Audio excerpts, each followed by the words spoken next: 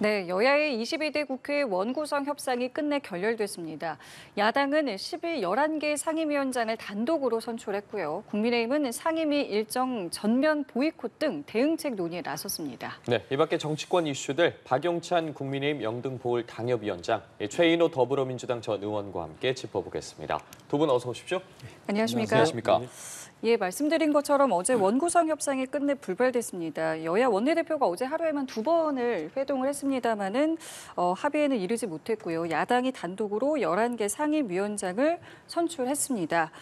이렇게 되면서 이제 개원도 상임위 선출도 야당 단독으로 하게 된 것인데 뭐 과정을 떠나서 일단은 지켜보는 국민들 입장에서는 어찌됐든 이제 반쪽 출발이 된 건인데요. 이 과정에 대해서 어느 쪽에 글쎄요 좀 책임이랄까요? 어느 쪽이 조금 더 협조를 좀 했으면 좋았겠다라는 부분들을 생각하고 계신지 두 분의 입장을 좀 먼저 들어보겠습니다. 먼저 말씀해 주실까요? 우선 이번 총선의 결과를 정부 여당은 존중할 필요가 있다. 그렇게 생각하죠.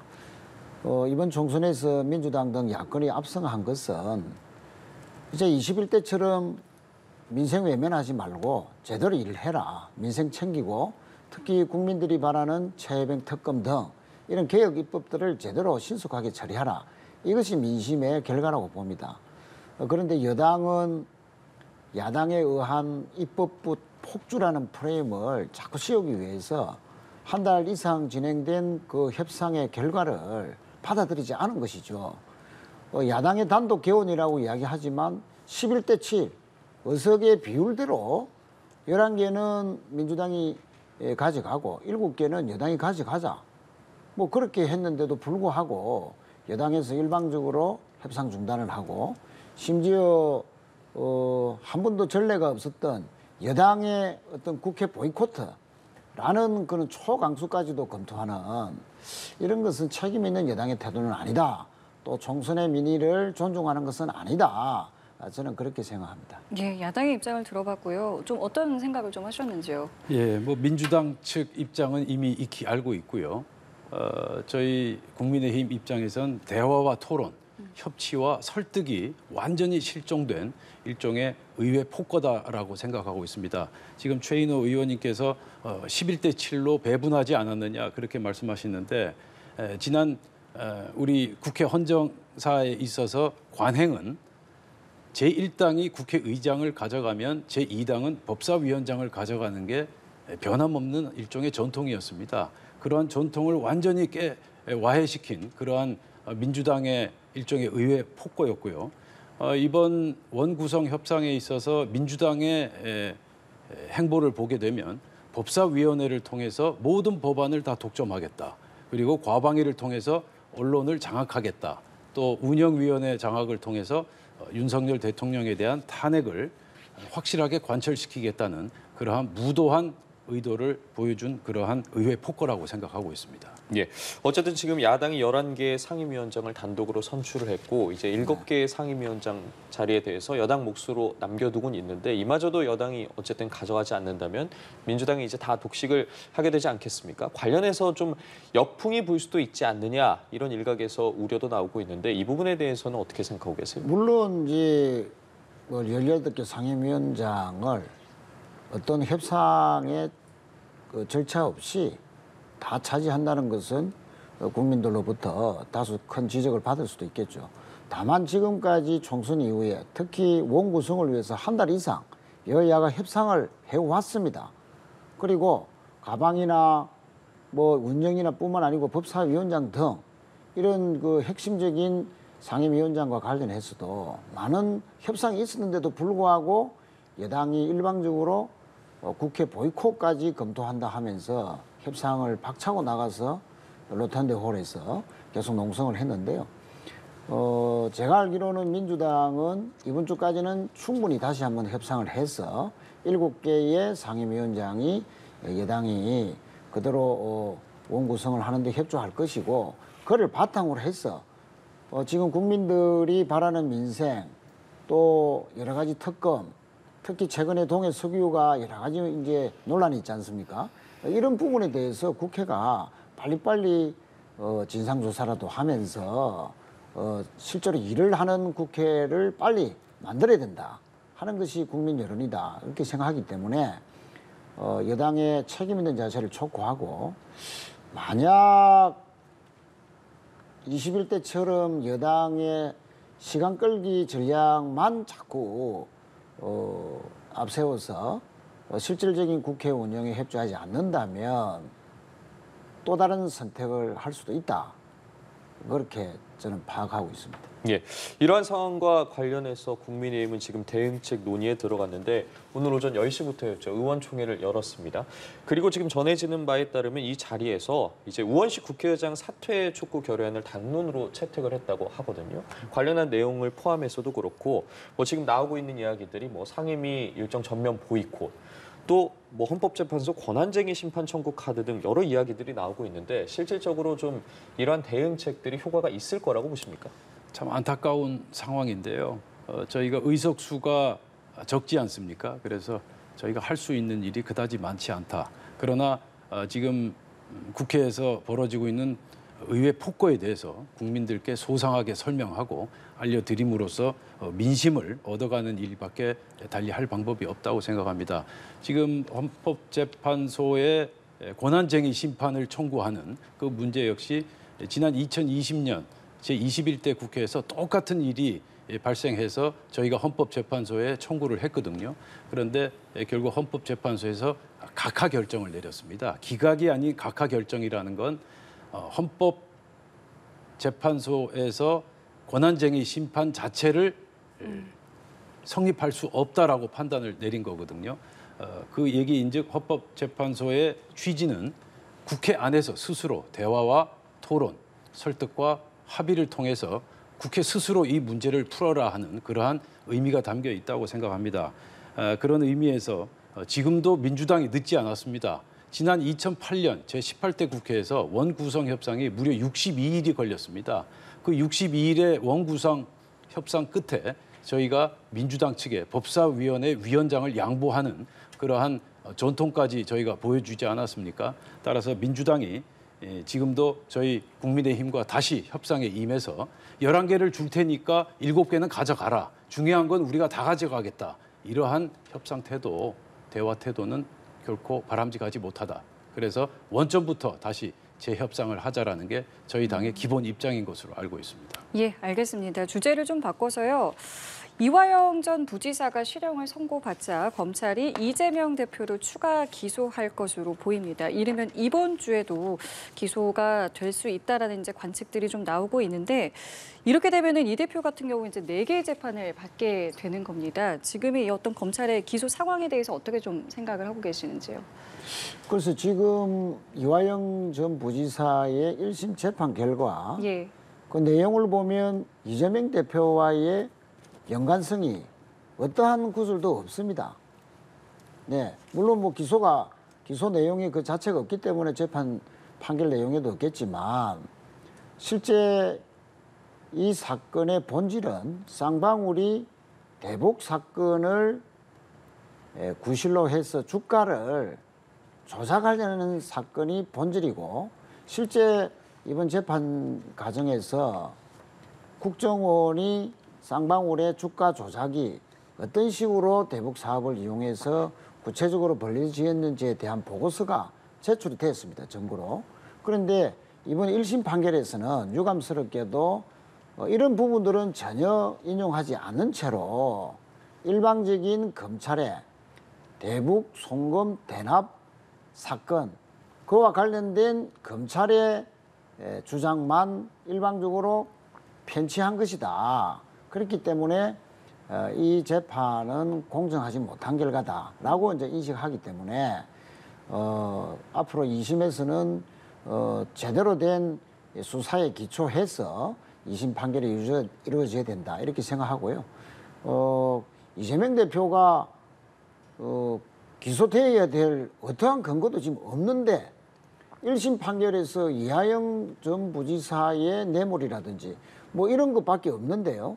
방북과 관련해서도 이재명 대표에게 보고했느냐 안 했느냐는 일체 없습니다. 그런데도 기소 자체를 기정사실화하면서 또 다른 뭐 사법 리스크 이렇게 운운하는 것은 잘못된 프레임이고 또 다른 그 야당 대표에 대한 어떤 사법부의 탄압에 좀 편성하는 것 아니냐 하는 그런 시각을 갖고 있습니다. 예, 어떤 입장 갖고 계십니까? 이화영 전 부지사의 변호인이 직접 언급하지 않았습니까? 이화영이 유죄면 이재명도 유죄다.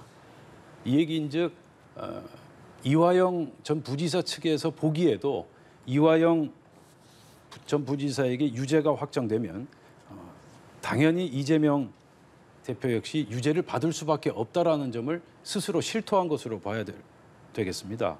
그리고 지금 최인호 의원께서 이재명 대표 연루 증거가 전혀 없다고 말씀하셨는데 이재명 대표는 김성태 쌍방울 전 회장과 무려 3차례 이상 통화를 했고요. 그리고 2019년 1월에 이재명 대표는 중국에서 북한과 협약을 맺던 김성태 전 회장에게 좋은 일을 해줘서 감사합니다라고 직접 인사를 할 정도로 굉장히 가까운 사이였다라고 볼 수밖에 없습니다. 이재명 대표는 김부선 영화배우 김부선 씨도 모르는 사이다. 그리고 김문기 전 도시개발공사 처장도 모르는 사람이다. 이렇게 나오고 있는데요.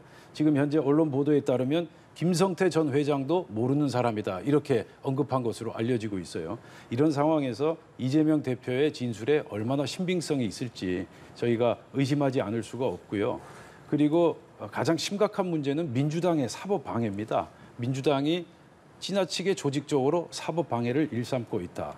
그 이재명 대표의 최측근 정성호 의원이 2022년 12월에 이 씨를 특별 면회에서 회유했다는 의혹을 받지 않았습니까? 그리고 현재 원내대표인 박찬대 의원도 대북 송금 보고 진술 이후에 이화영 씨 측을 만나서 당이 최대한 돕겠다라는 뜻을 전달해서 회유 압박 의혹을 증폭시켰고요.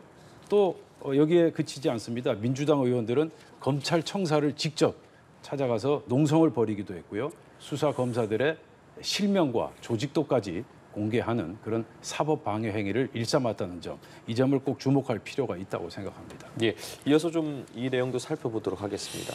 예, 글쎄요. 하신 말씀 있으십니까? 예. 뭐 여러 가지 또 주장들이 있을 수 있지만 실체적 진실에 입각해서 이 사건을 바라볼 필요가 있다. 지금 재판 전에 검찰의 수사 과정에서 여러 가지 해유와 압박에 의한 수사가 있었다 하는 점들이 폭로가 되고 있었고요. 특히 이번 1심 재판하는 날 쌍방울의 부회장은 집행유예로 풀려났습니다. 자, 아니 같은 공범인데도 한 사람은 9년 6개월의 중형을 실행받고 한 사람은 집행유예로 풀려났다? 이것만 보더라도 과연 이번 1심 판결이 과연 공정했느냐에 대한 근본적인 물음이 있을 수밖에 없고요. 또 플리바게닝 의혹도 계속적으로 제기되고 있습니다. 왜 쌍방울 측 인사들은 김성태 회장은 보석으로도 풀려났고 이번에 부회장은 또 집행유예로 풀려나는데 반해서 이화영 부지사에 대해서만 일방적으로, 그것도 사건의 본질인 대북 사업을 통한 주가 조작 사건이 본질인데도 불구하고 왜 대북 송금 대납 사건으로 둔갑시킨 검찰의 일방적인 주장들만 받아들이느냐, 이에 대한 그 어필들은 검찰 조사가 믿지 못하는 정도로 왜곡되어 있기 때문에 이번에 특검을 통해서라도 그 실체적 진실을 다시 밝힐 수 있는 수사를 해야 된다 하는 그 주장에 국회가 상당히 긍정적으로 지금 응할 필요가 있는 그런 사항이다, 그렇게 생각을 하고요.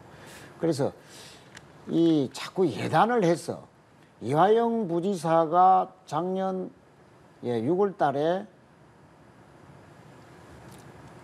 이재명 대표에게 보고를 했다고 했다가 그 말은 해유와 압박에 의한 것이었다고 9월 달에 다시 정정을 했지 않습니까? 그 정정한 이화영 전 부지사의 마지막 진술에 우리는 주목할 필요가 있고 그것이 팩트이기 때문에 앞으로 뭐 당장에 기소가 돼야 된다 하는 것이 어떤 기정사실로 받아지는 것 자체가 그거는 부당한 프레임이다. 저는 그렇게 생각합니다. 예. 저희가 주제를 좀 바꿔보도록 하겠습니다. 민주당에서 어제 최고위에서 이제 대선에 출마하려는 당대표 사퇴 시한을 조정하는 내용의 당원 당규 개정안을 최고위에서 의결을 했습니다. 관련해서 어쨌든 국민의힘에서도 비판이 계속되고 있고 또 어쨌든 아직 절차가 남아있는 상황이거든요. 뭐 당무위와 중앙위 등을 거쳐야 하는 만큼 좀 철회할 가능성에 대해서는 어떻게 보고 계세요? 당연히 철회해야죠. 지금 민주당이 그야말로 1인 독재, 이재명 사당으로 지금 전락해 있다는 비판이 저희 국민의힘이나 일반 국민들 사이에서뿐만 아니라 민주당 안에서도 상당히 거세게 일고 있다. 그 점을 꼭 말씀드리고 싶고요. 최근에 그 이재명 대표의 최측근인가요? 최측근이었던 김영진 의원이 촌철살인, 굉장히 중요한 쓴소리를 말씀하셨어요. 이재명을 보좌하고 있는 측근 그룹이 집단적으로 무언가에 중독된 느낌이다. 그러면서 이재명 대표가 계속 설탕, 즉 감언 이설만 먹고 있다면 이빨이 다 썩을 수도 있다. 이 말 속에 모든 게 포함되어 있는 것 같습니다. 따라서 지금 비상식적인 당원 당규 개정은 결국 이재명 대표와 민주당에게 커다란 부메랑이 돼서 엄청난 후폭풍을 몰고 올 것이다. 심지어 민주당에 상당한 극심한 내분으로까지 이어질 가능성이 있다. 그런 관측까지 제기되고 있는 상황입니다. 실제로 민주당 내에서도 여러 목소리가 좀 있는 것으로 알고 있는데요. 개인적으로 그 철회 가능성까지 있다고 보십니까? 그래서 우선 이제 당헌 80조부터 말씀을 드리면 예. 부당한 일로 기소를 당할 때 직무정지를 할 수 있다. 그거는 사실 제가 2015년도에 혁신위에 제가 있을 때 우원식 지금 국회의장님도 같이 있었습니다. 함께 논의해서 개정한 것인데요. 당시에는 검찰권의 기소권 남용이 이 정도로 심각하게 남용이 되어서 국회 자체, 정치를 탄압하는 수준까지 가지는 않을 것이라는 일종의 낙관 속에서 이 당헌 규정을 저희들이 개정을 통해서 통과시켰는데 실제 불행하게도 윤석열 정부 들어서 정말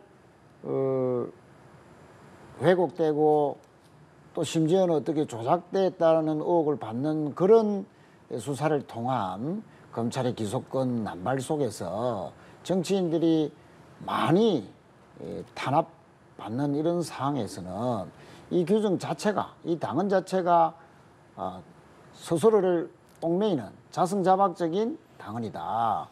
오히려 기소권 남발하는 검찰의 이런 잘못된 수사를 용인하는 것 아니냐 하는 그런 이제 우리 당원들의 의견이 많은 속에서 이 부분은 통과되는 게 맞다 이렇게 생각을 하고요. 당헌 25조 부분에서 1년 전에 대표의 직을 사퇴해야 된다. 이 조항은 그대로 있습니다. 다만 특별하고 상당한 이유가 있을 때는 예외를 한다.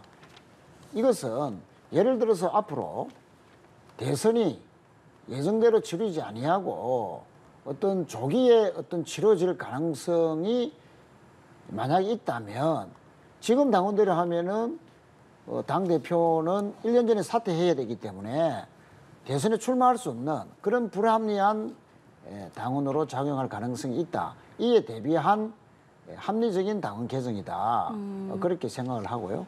또한 지금은 뭐 10만, 20만의 당원 시대가 아니고 여야 합치면은 거의 1000만의 당원 시대.